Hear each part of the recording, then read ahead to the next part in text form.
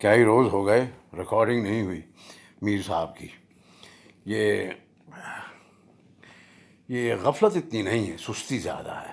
فرق دونوں میں یہ ہے کہ غفلت یہ نہیں کہ ہم تو میر صاحب سے چپکے ہوئے ہیں، روز ہی پڑھتے ہیں، اور سستی یہ ہے کہ پڑھنا جو ہے وہ پیسو ہے. آپ پڑھ لیے لیٹے ہوئے، اور ریکارڈنگ کرنا یا لکھنا اس پہ وہ تھوڑا سا پرو ایکٹیو ہے معاملہ. تو لیکن ہوا یہ کہ یا میں جو 25-30 دوست احباب کو بھیجتا ہوں، ان میں سے کچھ نے، کچھ بھی میرا خیال ہے میں ایگزیجریشن کر رہا ہوں، کچھ نہیں، 2-4 نے یاد کرایا صاحب کہاں ہے میر صاحب کو، آپ پڑھ نہیں رہے یہ وہ. تو یہ میں کمپنی کی مشہوری کے لیے نہیں کہہ رہا. یہ میں ایسے ہی ذکر کر رہا ہوں کہ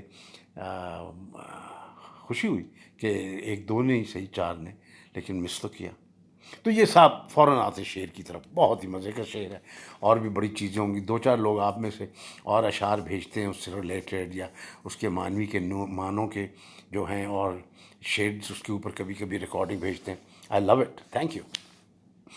اور باقی یہ جو تھمز اپ اور دل ول جو غباروں کی طرح نکل رہے ہوتے ہیں، وہ بھی دے آر موسٹ ویلکم، اور گریٹ ریوارڈس، سبلائم ریوارڈس ہیں.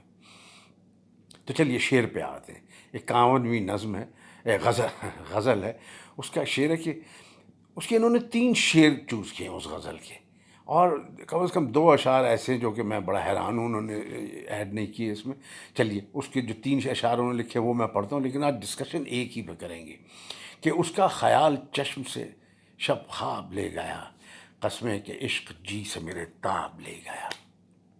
منہ کی جھلک سے یار کے بے ہوش ہو گئے، شب ہم کو میر پرتوے مہتاب لے گیا. اور جس شعر پہ ہم ڈسکشن کریں گے وہ ہے کہ کن نیندوں اب تو سوتی ہے، اے چشم گر یا ناک، مژگاں تو کھول، شہر کو سیلاب لے گیا. اور ساتھ ہی اس کے وہ میں شعر بتاتا چلوں کہ اگر فاروقی صاحب ہوتے تو میں ان سے کہتا صاحب یہ شعر آپ نے کیوں نہیں شامل کیا، جو ہمیں بڑے زمانوں سے پسند ہے، کہ نہ دل رہا بچا ہے، نہ صبر و حواس و ہوش، آیا جو سیل عشق سب اسباب لے گیا. اس پہ کسی وقت خود ہی انڈیپینڈنٹلی بات کر لیں گے، لیکن آج اسی شعر پہ چلتے ہیں جس کے بارے میں فاروقی صاحب کہتے ہیں کہ یہ شعر کیفیت اور معنی دونوں کے لحاظ سے بہت خوب ہے. اس کے حسن کا اندازہ کرنے کے لیے سودا کا یہ شعر سامنے رکھیے، یہ نہیں کہتے پڑھیے، سودا کے شعر سامنے رکھیے. واہ. ڈرو ہوں بہ نہ جاوے شہر، بند کر تار رونے کا. یا تار رونے کا سلسلہ رونے کے اس میں ہے، لیکن تار رونے کا جو ترکیب ہے، سبحان اللہ.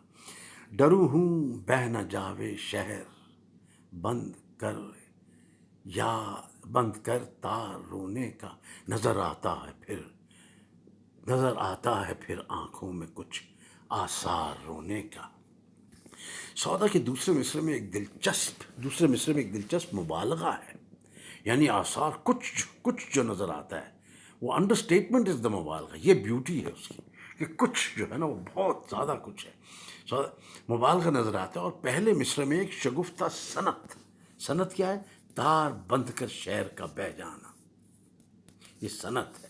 لیکن میر کے دوسرے مصرے میں صوتی آہنگ اور پیکر نے مل کر غیر معمولی ڈرامائیت پیدا کر دی ہے. یہ دیکھیے 2 سے باتیں، صوتی آہنگ اور پیکر.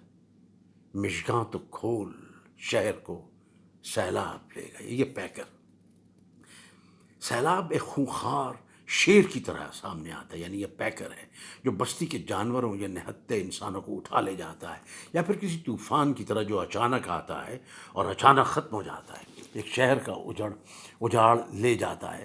پھر اس پر ترا یہ کہ آنسوؤں سے بوجھل آنکھوں کو جو کثرت گریہ کے باعث کھل نہیں سکتی، بے خبر ظاہر کیا گیا ہے.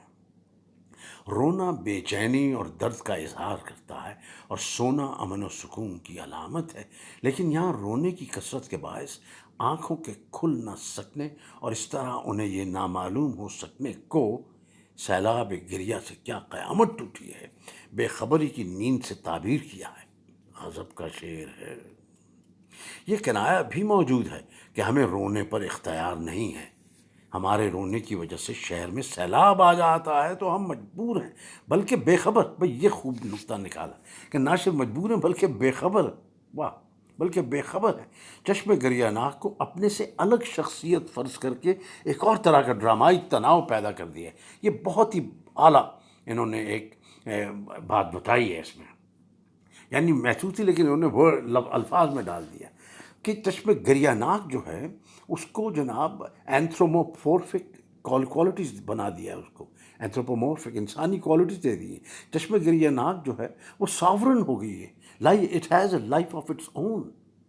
یعنی ایموشن جو ہے، جذبہ جو ہے، وہ انسان کو سوچ بچار ریشنالٹی سب کو شارٹ سرکٹ کر کے سیدھا آنکھ پہ گیا، اور آنکھ نے اس کا جناب چشم گریہ ناک جو ہے اس کا اپنی ایک لائف ہے، اس کا اپنا ایک اپنا کانشنس ہے جو ہنری ملر نے ایک اور اعضاء کے بارے میں کہا تھا.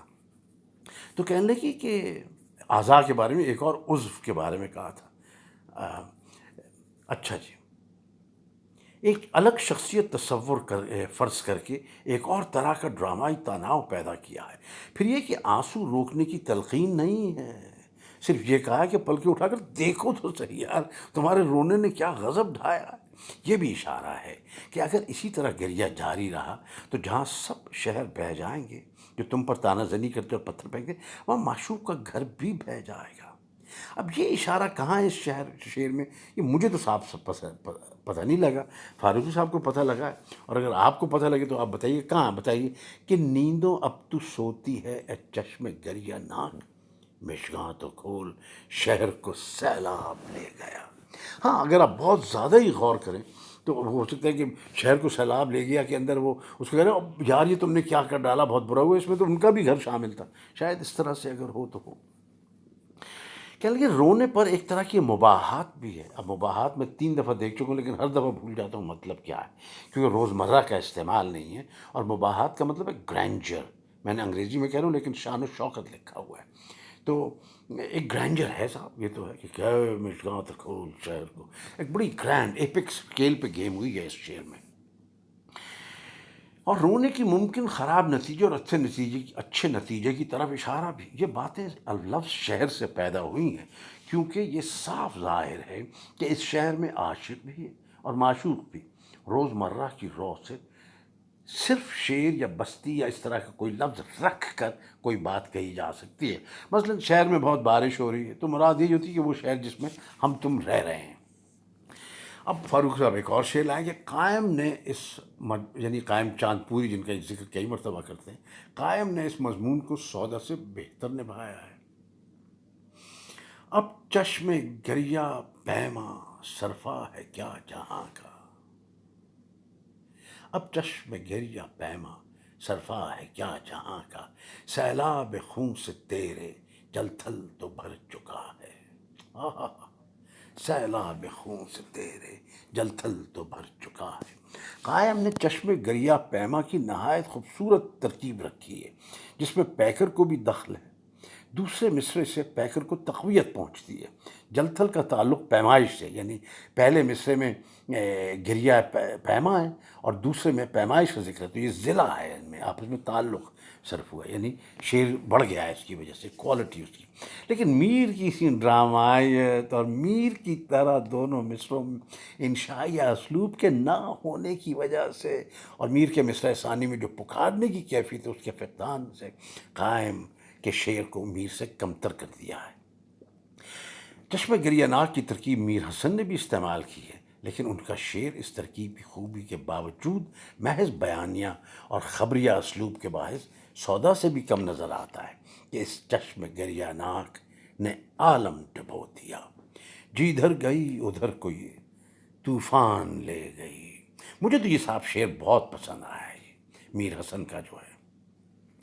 اس میں وہ ایک طے نہیں ہے ایکسٹرا جو میر کے شعر میں، وہ گرینڈر بھی نہیں ہے، لیکن اس کی ایک کوالٹی، ان کی جو چشم گریہ ناک ہے اس کی ایک بڑی کوالٹی ہے کہ جدھر گئی ادھر کو یہ طوفان لے گئی، کہ یہ بھی ارریزسٹیبل ہے. تھوڑی سی شرارت بھی ہے اس میں، ان کی میر حسن کی جو چشم گریہ ناک ہے، تھوڑا سا ظلم بھی ہے اس میں. اور اس نے عالم ڈبو دیا، یعنی یہ ہر چیز کے اوپر حاوی ہو گئی، عالم ڈبو دیا اس نے. ان کا گرینڈر اور طرح سے. انہوں نے جس کو شہر کہا ہے، انہوں نے میر حسن نے اس کو عالم سے کر کے کہا ہے. بھئی خوب ڈسکشن ہے، خوب مزے کی بات ہے میر صاحب کی اس شعر میں. بہت بہت شکریہ. پھر ہوگی گفتگو جناب.